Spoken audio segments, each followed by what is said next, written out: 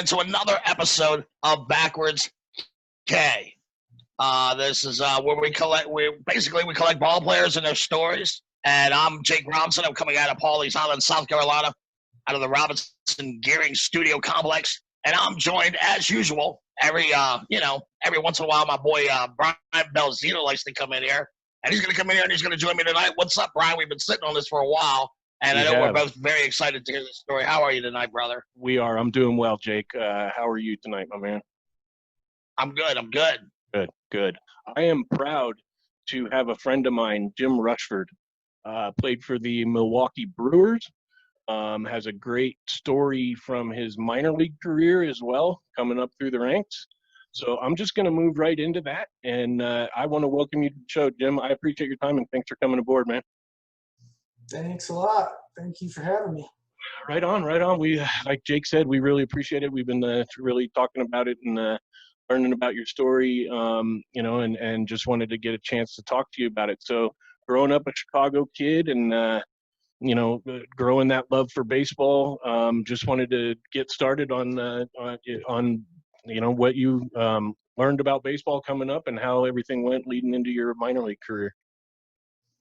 Well, yeah, when I was a kid, things kind of went a lot the way you'd expect. I grew up in Chicago area, Park Ridge, Illinois, and grew up a Cubs fan, listening to WGN and Harry Carey, and I played Little League, and I was probably the best kid in my age group, so I went on to play on club ball teams, where you play with more higher caliber kids and a lot more games, and I really developed my skills. Became fundamentally sound, and just all the things you would expect out of someone who ended up having a professional baseball career. Come high school, I did well, and I was all-state in Illinois. But I was a skinny kid, 165 pounds, and threw about 80 miles an hour. So I wasn't really, the pro scouts weren't really interested in me, but a lot of colleges recruited me. Notre Dame was one, and Illinois State was another.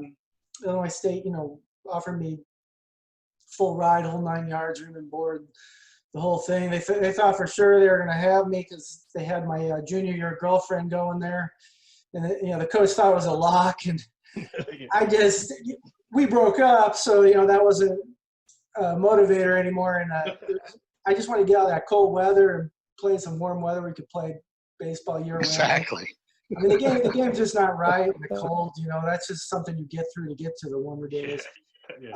So I ended up at San Diego State, and me and my mom, my dad moved out there. My older sister actually stayed in Chicago and still is in Chicago. But we all, after I graduated high school, we went out to San Diego and started a whole new life for ourselves. There could be a lot worse places to start a new life than San Diego. Absolutely. Right? I mean, that's one of the great cities in the world.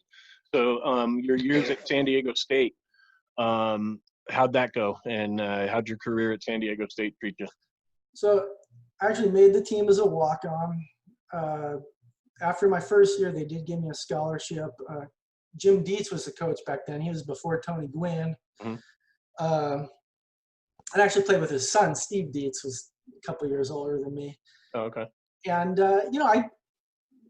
I played for the most part, and I did pretty well, but again, I didn't have any carry tools. My speed was fine, but not the kind of speed you get drafted on. Topped out at 87 miles an hour, left-hand pitching, and actually didn't do. What's funny is I didn't do much in the way of hitting at all. In the 4 years I only hit one home run. Wow. And my average was in the 200s somewhere, maybe even the mid to low 200s. It was just so hitting was. And I'm sorry. Did you do any pitching while you were there? Oh yeah. So what Coach Dietz liked to do is he'd put me in right field, and then about the 6th, 7th inning, he'd bring me in to face some lefties in a strategic situation, and he'd send me back out to right field. So that's how I was used mostly. I had a few spot starts, and I really thought. My future, my best chance of going professional, would be as a pitcher, being left-handed. And like I said, I wasn't doing anything as a hitter. But my senior year, it's a long story, but I pretty much got benched, and my last year eligibility was just wasted away. And the draft came and went, and then it was like, okay, now what am I gonna do with my life? Right, right. So where'd you? Let me ask you something. Did you ever think of doing anything other than playing baseball? Was this always the goal from the time you were a kid? Yeah. I always not only wanted to, but I really expected to make it to the major leagues. So come my senior year, I was trying to kind of figure out how do these two opposing realities fit together. You're not doing anything special. The scouts aren't interested. You don't have any tools that's getting anyone excited, but you think you're gonna make the major leagues. And I was trying to figure that out for myself. But I started trying to be realistic. I started thinking of other things I want to get into. I was, whether it be personal training or, owning a gym or, kind of like a GNC kind of store, things like that. Like I was really into fitness. I was a PE major. So I was trying to segue into the next part of life. But, I was doing it somewhat reluctantly because I really wanted to keep playing baseball, So where did the journey take you next after San Diego State? Now I know people out there probably don't know this. I went to high school with your wife, who you met while at San Diego State. So where did the journey take the Rushfords after that? So yeah, this is where things just get weird and totally out of the ordinary, and the story becomes interesting. Coach Dietz wanted to send me to play independent ball, and I actually headed all the way up to Salinas, California, the Salinas Peppers in the Western League at that time, and they were going to sign me, and I just thought, I thought it was a dead end. I thought there was no chance, and I'd rather be at home with my girlfriend at the time, Danielle, and that's why it says Danielle on my Zoom box. It kind of gives away the ending of the story a little bit. She's the boss. So, I spent a day or two up there, and I didn't sign the contract. I just went home. But what I ended up doing is I got a job as a roofer, building a roof of a new Kmart in San Diego. And it paid $7 an hour in the hot sun. Right. So after that first year roofing, I was just like, what the heck am I doing this for when I can play baseball for? I'm not making any money anyway. So I actually went back and tried to play again. Did you like school when you were at school, or was it just all about baseball? Well, I was an A student, so school wasn't a problem, but I was there to play baseball. I actually started a physics major, and after I took the first, math class, I was like, this is going to be a little too hard to do with baseball, so I changed to PE. Right. So it was baseball or bust. Yeah. I wasn't. All the other stuff was like, well, I guess I got to pass these classes, but I wasn't really aspiring to any other future other than baseball. So then where did you end up next as you got your feet on the ground in the sport, in the minor leagues and whatnot? Well, I actually tried out for another independent ball team the following year, and I was cut. Mm-hmm. I had tried out as an outfielder. Now, at this point, I had put on some muscle, and I knew I could hit the ball harder and farther. And I'm like, I'd like to, give hitting a try again. And but I was cut, so that was Springfield, Illinois, the Springfield Capitals. There's a guy named Mal Fitchman. He's passed, but he was kind of a legend in the independent ball circles. I made it to the last few guys, but he went, someone else edged me out. And then I headed up to Chicago, where I grew up, where met some old high school friends, and we're hanging out at the bar, drinking some beers. Sports Center's on. They're playing, or maybe baseball tonight, and they're playing, the home run, going, or whatever. And, I see some home run being hit, and I'm just like, man, I can do that. I looked at it, I'm like, I know I can do that, and I'm like, well, I can't just. And what are all your friends saying to you? What are all your friends saying to you when you say that? Are they laughing? Are they like, yeah, you can? Like, are people feeling you, or they just kind of laughing you off at that point? No, I think they believe me because I always backed up what I said. So they believed in me, but I'm like, I can't just say it after a couple beers at a bar. I need to go do something about it. Right. Gotcha. The next day, I just went through. This is 1996, so it's before cell phones and internet. Really, I wasn't on the internet, and I just go through whatever phone numbers I have and call any baseball person I know, and it took it was a phone call leading to a phone call leading to a phone call, but I got hooked up with a team down in Southern Indiana, and the coach is like, well, I talked to the coach, I'm like, I'm a left-handed pitcher. So I realized it's very hard to make a team as an outfielder, but I know I could make a team as a left-handed pitcher. So I drove down there the next day, and about a 6-hour drive to Jasper, Huntingburg, Indiana, and I threw an inning, and they signed me to the team. Shortly thereafter, I started bugging the coach, hey, I can hit a little bit. And, there was small rosters, and I ended up getting a hit as the season went on, and I really, things started. Didn't like Ron Kittle like step in the box against you, and you hit your spot right on the spot, and you knew you were in? Yeah, so I quit that one year, and I go back and play a year. Following year, I played for Michigan as a pitcher. And I almost got in the line. I almost cracked the lineup. But the problem was I had my arm was bugging me, and I couldn't throw. Like, I threw good to make the team, but then it was killing me, and I couldn't break a pane of glass. I got released, so I quit for a whole another year and a half. And I delivered pizzas. I worked at a Croce's downtown San Diego. I went to bartending school. I was just trying to figure out what can I do in life, but I continued to lift weights and all that.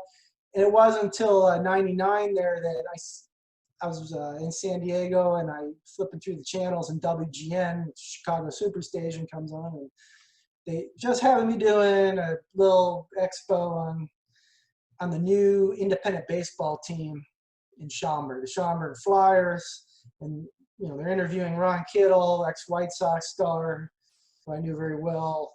I didn't know personally then, but I remembered him from when I was a kid, and I'm like, man, that'd be that's right where I grew up. It's the Northern League, which was the most really at that time the most respected independent league.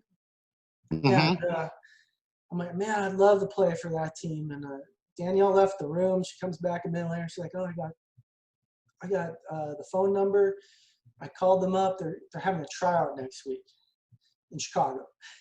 And I'm like, oh, man, she's all supporting me to go and stuff. And I'm like, I really want to do this. So I had to ask my mom for money for a plane ticket, and I flew out to Chicago, where I borrowed my sister's car, who still lived in Chicago, and I went to this big cattle call tryout. So I did everything. I pitched, I hit, and all that in the tryout. But yeah, I was throwing pretty good, and so I think Ron Kittle was okay. This guy looks like maybe one of the people we're going to take out of this big cattle call. He steps in the box, no bat, no helmet, no anything, just acts like he's batting. He's like, bases loaded, full count. And I'm like, and he goes, and don't hit me. And I'm thinking to myself, well, I always know as a left-handed pitcher, righties hate when lefties come hard down and in on them because they're not used to the ball coming at that angle, and they freeze a lot, And I thought, well, what I would throw right here is a fastball down and in. And I'm like, well, here goes nothing. I just reared back and uncorked a pretty good one for me. And I just nailed my spot, pinpoint. Boom, popped the glove. That's awesome. And he just looked out at me and gave me a stare. And I could tell just by that look, I'm like, okay, I'm in. You're in. He's sold there. But from there, I had to do, then I was just invited to spring training. And that's kind of like the interesting thing, especially about independent balls, because you all have this common goal to win, but everybody is trying to make the big club. So while it's, you have this competitive team kind of concept, there's also like individual battles that go on all the time.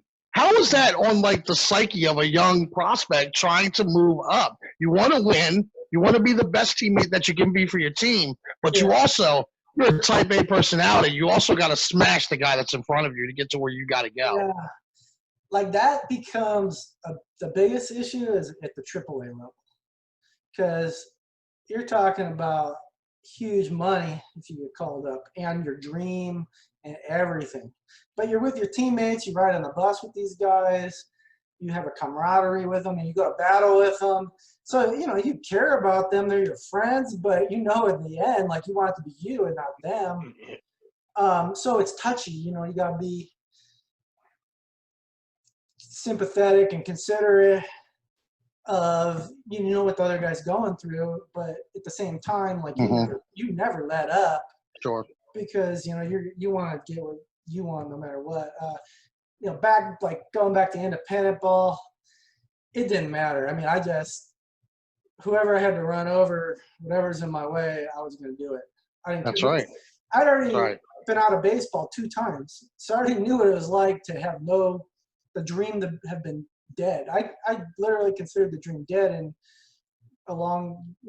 something in the past multiple times. And then, so when it happened again, I'm like, this time I'm not going to take any chances. I'm not going to let anyone take it away from me. So I just was all out.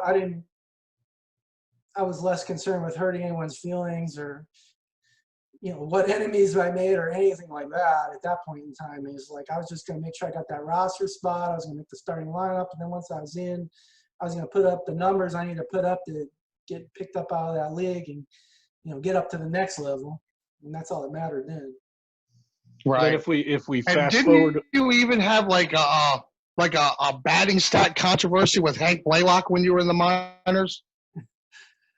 Yeah. So I mean, after a couple of years of independent ball and things coming together for me, the Brewers picked me up. In my, I was just the adrenaline. Like I was on top of the world. Like the rush lasted an entire season, like a whole year. It was just I couldn't believe I had finally because that was the hardest thing to do is get a team to sign you. But once you're in, now you got a chance. You got a uniform on your back, and I went to high desert for the Brewers, California League, and then that was half a season, and I was leading the California League in hitting, and I moved up to AA, and I continued on a tear in AA, and come the end of the season, I'm reading Baseball Weekly, and I see, the minor league batting title, and Hank Blaylock, Texas Rangers prospect, who I knew he was a San Diego guy, and it's like Hank Blaylock, he batted .352 on the season between high A and AA. So wait a minute, because I kept all my stats and my own little notebook. I would keep notes on like hitting and mental notes and things like that, but also the basic stats like average, home run, stolen base.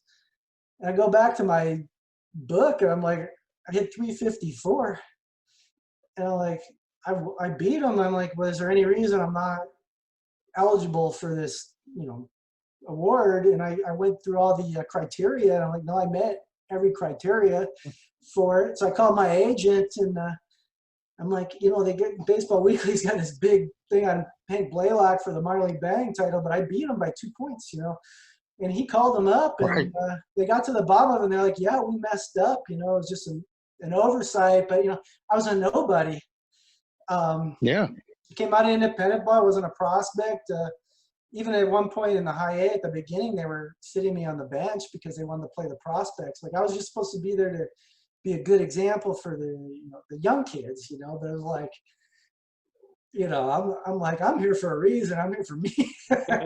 So, Exactly. I think I won the coaches over, so they always made sure they got me in because I was performing, So they probably had a little friction between themselves and the the administration, the front office people, because they're like, why isn't so-and-so playing? And you're like, well, Rushford's leading the league in hitting. I can't sit him on the bench. But that, that made it better because it's like I knew I couldn't let up. I'm like, because the only way I can keep from getting screwed over here is if I'm always on top, Yeah. Then they can't justify. That's where you got to be. So, Yeah. so let's get to that moment that every young kid in their backyard is dreaming of. The moment somebody came to you and said, "Get your stuff. You're going to the show." What was that like? And this is year what in the dream now, in the journey? What year is this? So You're 27, I believe? I'm like 28, and I'm a year older than it says on my baseball cards. Okay. Okay, I was when I took that year off at Independent, took that quit and did that roofing that one year. And I went back to Independent the next year. When I went to the new team, I just made myself a year younger, thinking the scouts would just look at it on the stadium program, and I'm like, I'll just get my year back. So unbeknownst to me, it went into some central database, and I've never been able to change it. So I was actually born in 1973, but it's like 1974 on all my stuff, you know. And I, you know, really, you can't change it. Once it's in there, it's like, I even tried a couple of times, but I was like, just don't worry about it. But so I'm like with the age stuff, right? Yeah. I mean, because this was before like they, you know, when I did this in '96, and I knew all the Latin players were doing it. And when 9/11 happened, and they talked about that security, they started going. Everyone had to produce a birth certificate and stuff. And they realized not only is this guy 5 years older than he says, but this is not his name. It's like a bunch of Latin guys on Satchel Paige. But you know, like being a U.S. citizen, I snuck through that radar. But you know, that was 2001. That's when 9/11 happened. I won the batting title. The following year, I went to AAA, and I was the team MVP in AAA in the International League, Indianapolis Indians, this is Brewers organization. And the end of the year, you know, the coach calls me in, and he's like, he really broke protocol, because normally they don't tell you anything till the second it's official, because anything can happen at any time. Sure. But I think he felt like I had a family, and he knew I was wearing hand-me-down clothes. And I'd never been to big league camp, which was unusual, but he wanted to give me a heads up, like, I think, you know, you're going to get called up at the end of the season, you know, when they extend the rosters, and, you know, you got to go get nicer clothes and stuff, because, you know, like what you're wearing isn't going to be good for the big leagues. He just wanted me to be able to get, you know, plan for moving my family and all those things. I'm like, great. Well, you know, then that night, this is like less than a week left in the AAA season.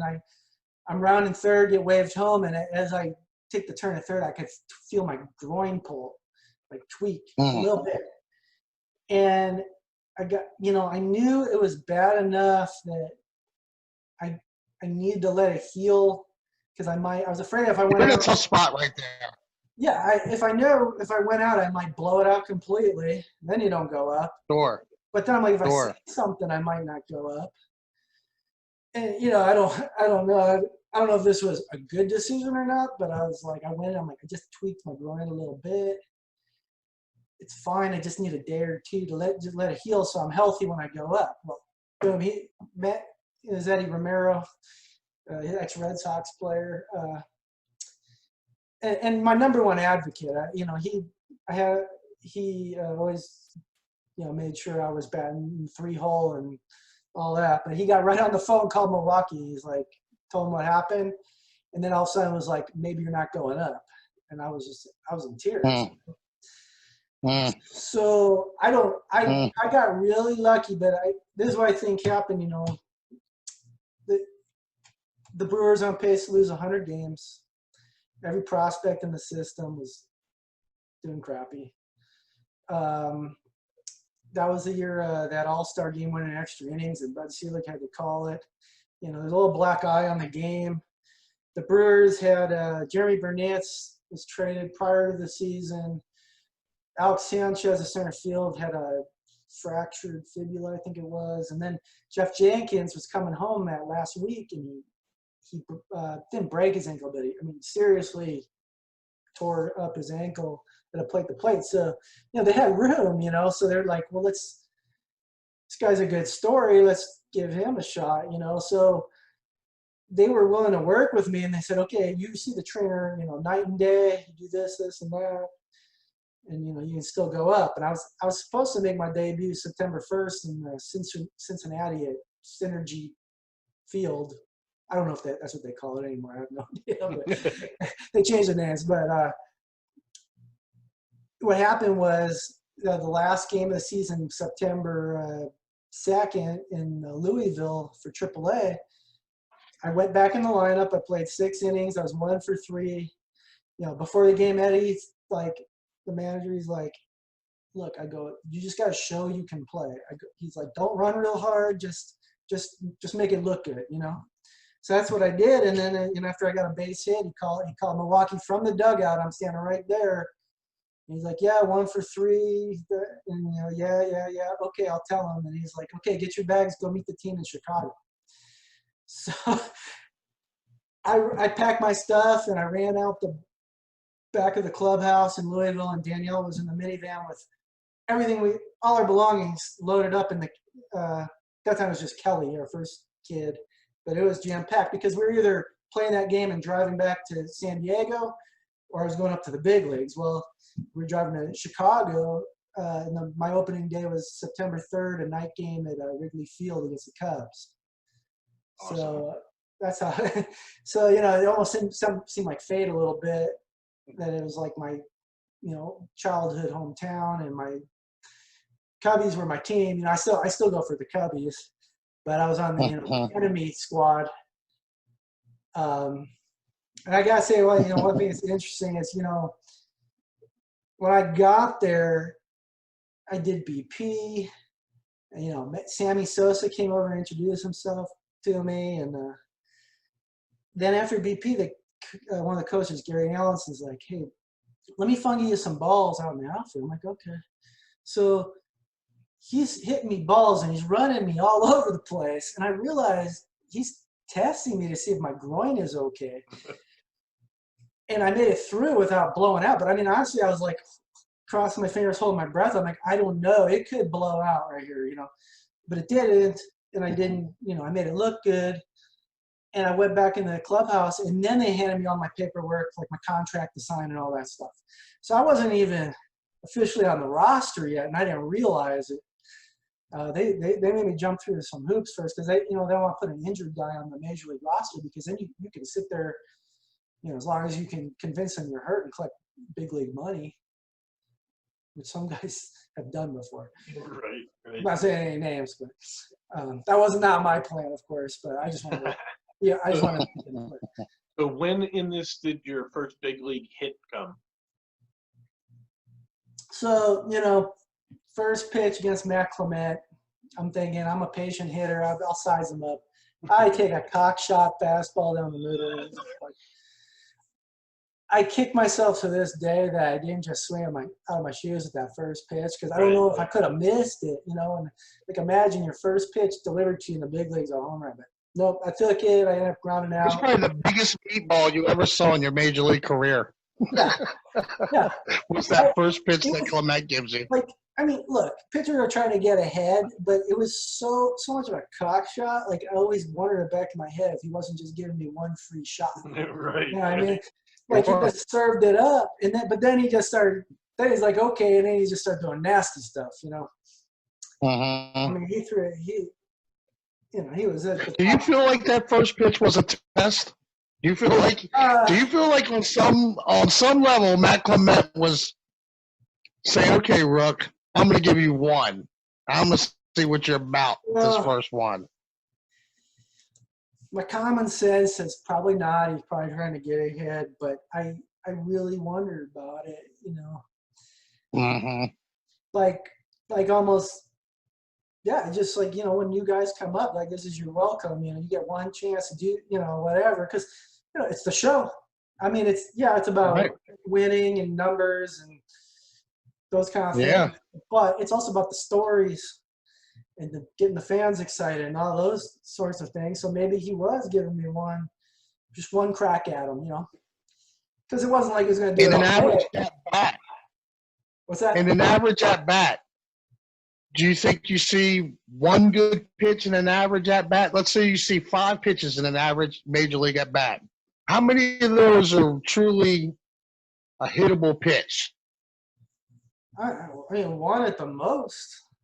Sometimes One. Sometimes you don't get anything. Right. So you might get one all night and 4 at bats. Yeah. So if you can get Baseball's so hard. make sure you get that one, and then in the other 3 at bats, you just got to scrap away and try to make the most of another one, and you go away with your 2 for 4 or something. But I mean, that's how hard it is. And then, these guys. And you're raking all the way along to get into the majors. You're confident you can hit on the major league level, right? Yeah. Once you're there. Well, I'll say it's a big jump. It's a big jump in the caliber. Mm-hmm. But when I went there, I didn't know any better, and my confidence in myself was pretty high. And I figured if I didn't get it right away, I would get it eventually. But it took me till I want to say it's my 12th at bat back in Milwaukee to get a base hit. It was a crappy infield hit. I had to reach out on I want to say a backdoor curve, and I tried to ground it up the middle, but I was out on my front foot just trying to put it in play. And Todd Walker, second baseman for the Reds, goes up the middle, backhands it, jumps and throws a Sean Casey at first base, and it's in the dirt. I was hustling down there, but it was close. And Sean Casey, real nice guy, came and introduced himself to me before the game. He's like, "I read your story. Welcome to the big leagues." It was like, that was cool. But Very cool. I played first base for a long time, more after that. But okay, picking balls, I thought it was pretty easy pick for him, and he didn't pick it. So again, I was wondering in my back of my head, is he just trying to let me get that first hit? Because the Reds, this is September. The Brewers are in the cellar. The Reds aren't way out of it. Is he just trying to cut me a break or something? But again, it's the same kind of thing. Like maybe he just missed it, but it wasn't that hard of a pick. I'm like, well, that was pretty anticlimactic after everything I had to do to get to this point.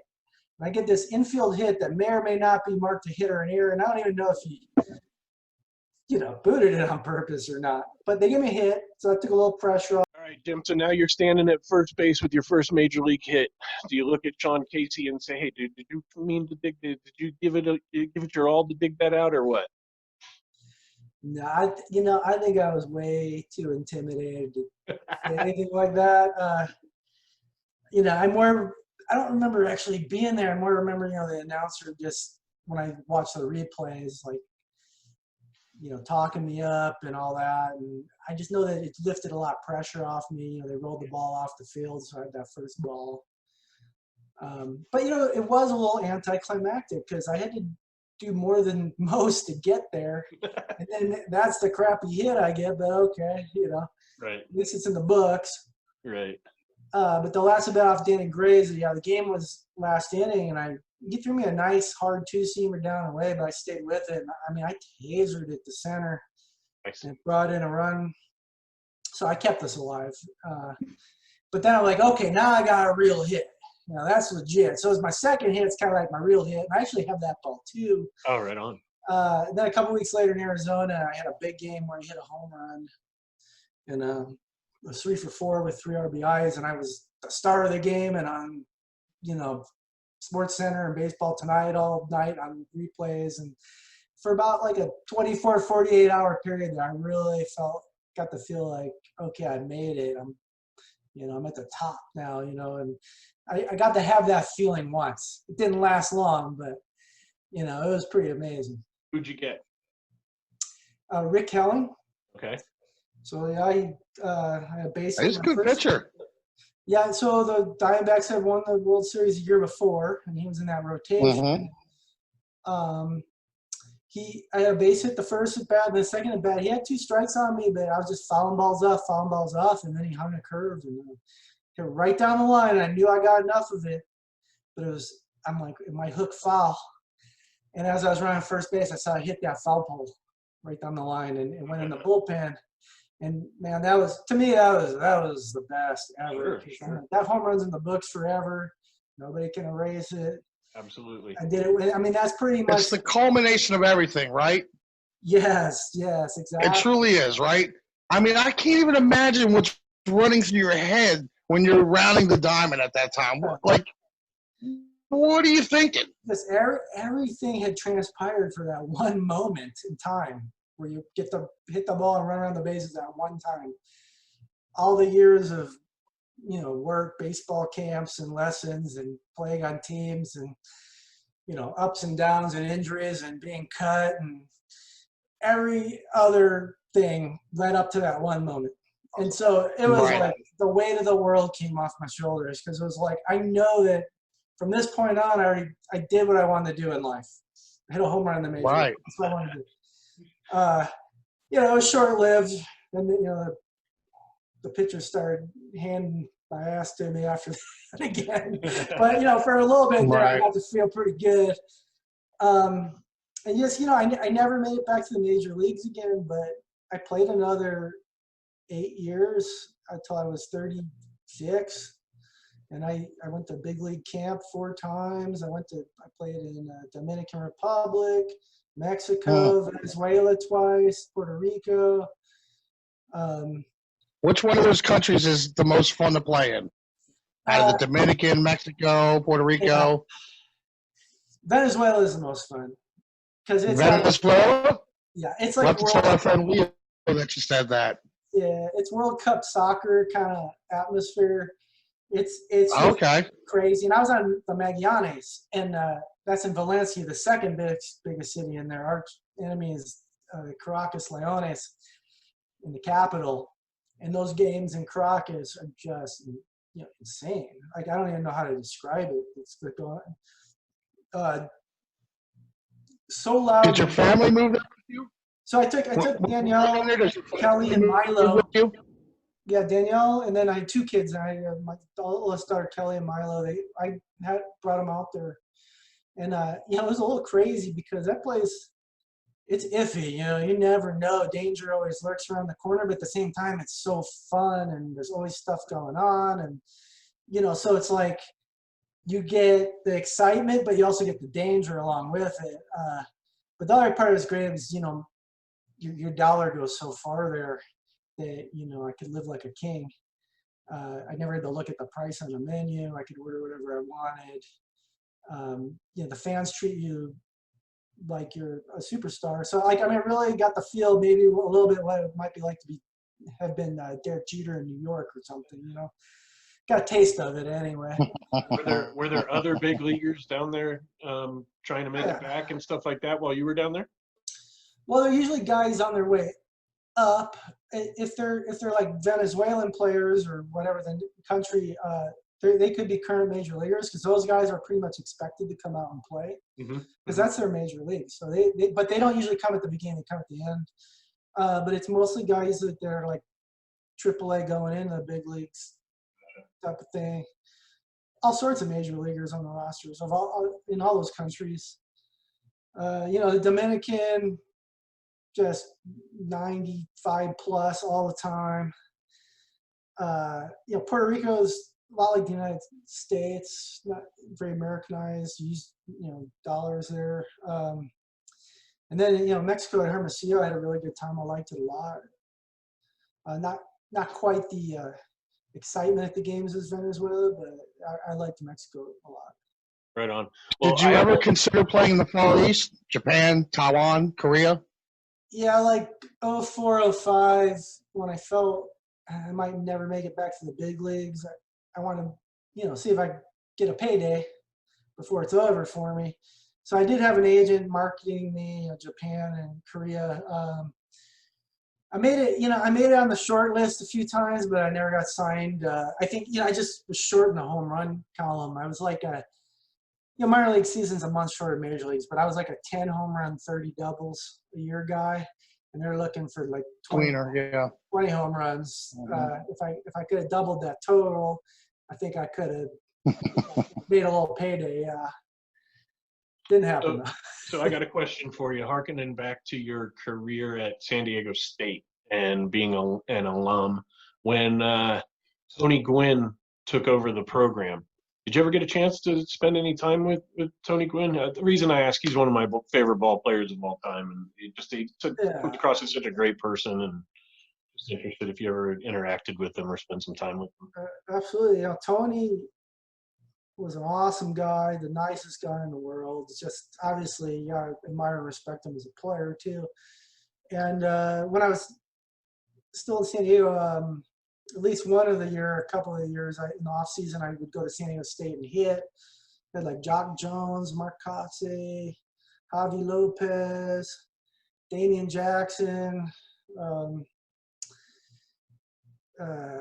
Jimmy Rollins. We're all going hit, and Tony would throw us BP. Nice. Yeah, he was so cool. And I didn't play for him; he came in after me. Sure. But man, he was the nicest guy. So that following year, I made sure to get the number 19 in his honor.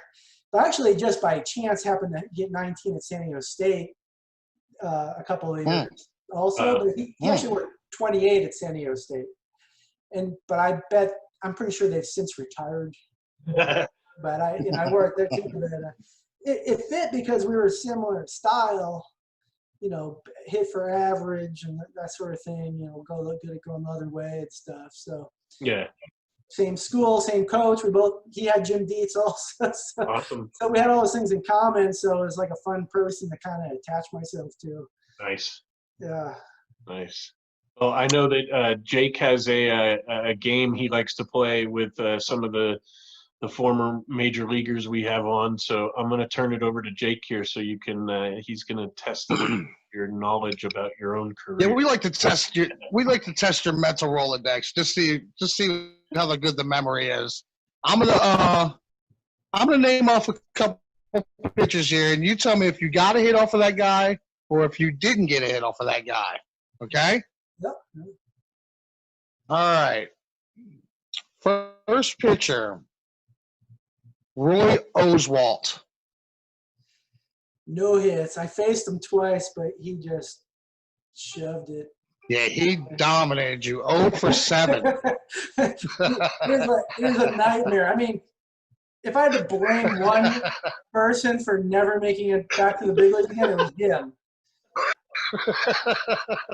It was weird. Okay, this guy, he threw 96, and then he threw this Bugs Bunny curveball that came at 62. Like, how do you go from 96 to 62? I can see it, but how am I supposed to wait on that? I'm already cheating on the 96. Yeah. Right. Okay. Bad dream. Here we go. Chuck Finley. Yeah, I got a bloop double in St. Louis. That was my last. You did get a hit off of him. Good memory. Okay. Andy Bennis. At least one. I think I got 2 hits off of him. I know I got one. You did. 1 for 3. Okay. Did you say 1 for 2? Well, I thought I had 1 or maybe 2 hits off of him. Okay. Uh, Carlos Zambrano. No. I walked. No, 0 for 2. He You got to walk? Yeah, he threw a 96-mile wiffle ball. The thing corkscrewed in. How do you get that kind of movement on the ball, Yeah, if you don't strike out, Right. you're doing something. All right, two more. Matt Morris. I'm going to say no hits. I think I did not You get did get a hit. 1 for 5. Oh, I did? Can't have been. 1 for 5. Yeah, he All had right, the- last one. Okay, I'll let you go. Why, do you feel like he owned you at times? Well, he was Did you tough. feel like he kind of had your number? He threw the Yahoo. That's like that right-handed. It starts at your shoulder and it's 95, but then you freeze and it goes back over the plate. Wow.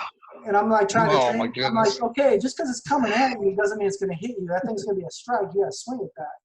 But that's all I really remember. I'm like, I was just trying to defend against that the whole time, He was tough. He's tough for sure. Okay, last one. Jason Schmidt. I think I did not.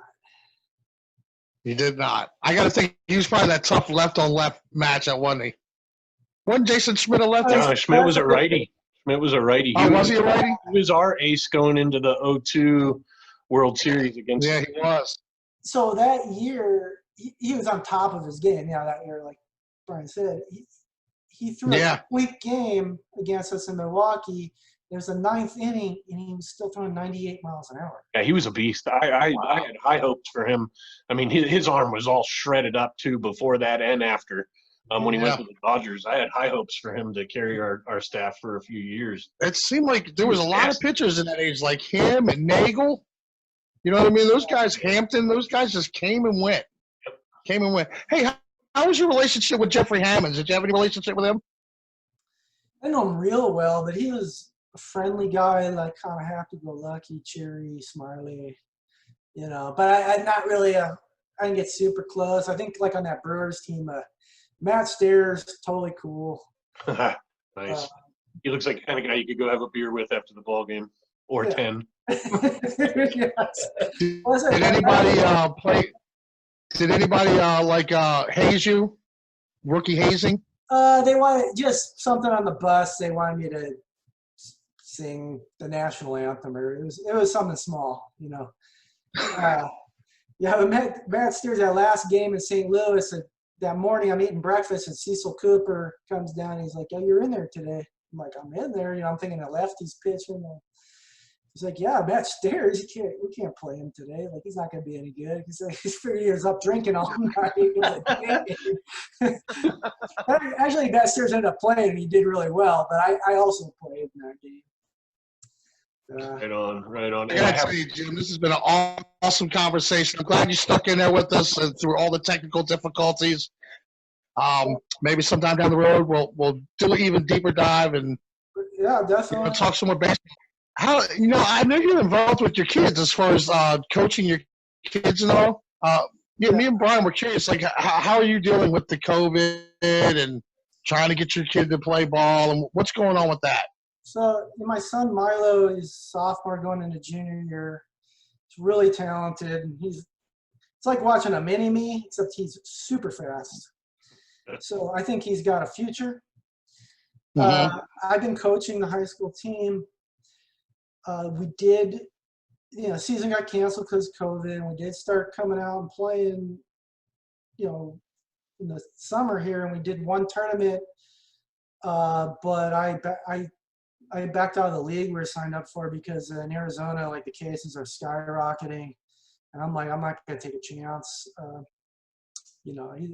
He's got a future in front of him, and we're going to live to see another day. We'll wait till this passes. So we are going to miss the rest of the summer. We got a little baseball in, and I'll be coaching next year when we get back out there again. I can't wait. Too bad all this. Well, that's awesome. It's I just feel bad for the kids that lost just the whole year playing baseball. Like a whole year of their summer, the whole summer of their year. The whole summer of their life just gone. I can't even imagine if how old is your kid, Jim? He's 16, so he's gonna be a junior. So 16. He can recover from this, but the seniors, the poor guys, the two kids that I really, I'm very fond of. I pushed them. They missed their senior season, and then I made sure they got signed up for a collegiate league so they play a summer, and then that got canceled at the last second. So I feel terrible for those guys, man. I really messed them up. Yeah, my senior year in high school, we were nationally ranked, and we had Sean Green on our team, and I can't even imagine. We lost in the semifinals, but at least we got closure. I can't even imagine our season being hacked off like that and being like, what would have happened? It's terrible. These guys are going to have nightmares that they're like sitting on the bench or watching the game, and they need to, that kind of like repetitive dream where you're supposed to be in there and you get in the game. Right. It's gonna haunt them for a long time. And you have this son that you consider a serious prospect down the road. Are you taking video of him? Is that what you guys are doing now? Are you guys collecting video? How are you doing to get him out there? I guess that's what you got to do, right? Yeah, I gotta learn a little better how to market him.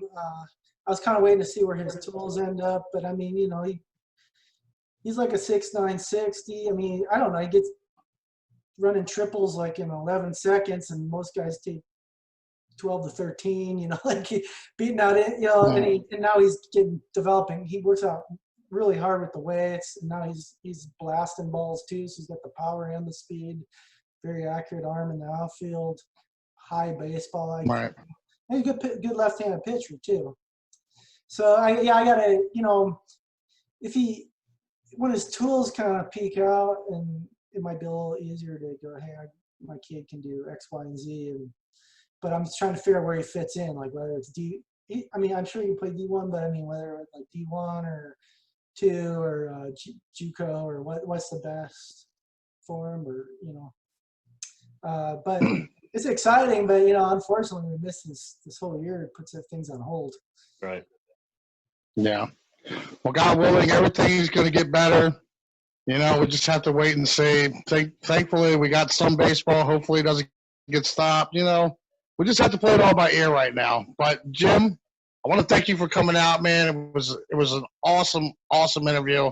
I'm so humbled to have you take time out of your schedule to talk to two bums like us. And hopefully, sometime down the road, maybe we can talk some more baseball. And I just want to say namaste and thank you for everything. I appreciate it. I get carried away in my stories, but I was going to say I actually wrote a book about my career, kind of like a baseball autobiography. So that's why all these things are kind of like at the tip of my tongue, because I just got done writing about them all. It's still being edited, but it'll be like an Amazon ebook, something cheap and easy. What's the name of your book? I haven't titled it yet, but you know, it's self-published. I'm just gonna put it on Amazon and see what happens. But awesome. Has anyone ever come to you about movie rights? No, like rights to that story? When all this stuff was happening, people were like, you should book movie, da. But that time kind of came and went, and you had like the Rookie, who was a perfect Hollywood movie. And then my teammate Chris Coast, who sort of had a really similar career to me, and actually made it not till he was 33, and then went to the World Series with the Phillies and won a World Series ring. But we were on the same teams all the way up. We were good friends, and he wrote the 33-year-old Rookies. And he had but he had a big time publisher behind him, and promoting it. So I might be interested in writing this story. I'm going to be honest with you. I think I can do it. We might have to talk down the road, Jim. Definitely. We might have to talk. I'm a good writer. I'm going to figure something out. I'm looking at you. I'm thinking, Brad Pitt could play you. What do you think? There you go. All right, Jim. I want to thank you again for coming out. hey, Jim. And I really appreciate it. Yep. I also want to thank the audience out there. Brian, thank you for all your great work this week. Hey, man, I really appreciate it. No problem. Hey, Jim, I really thank appreciate everybody you for coming tuning on. In. Thanks. I appreciate you guys having me. I like to get to tell my story to anyone who wants to listen.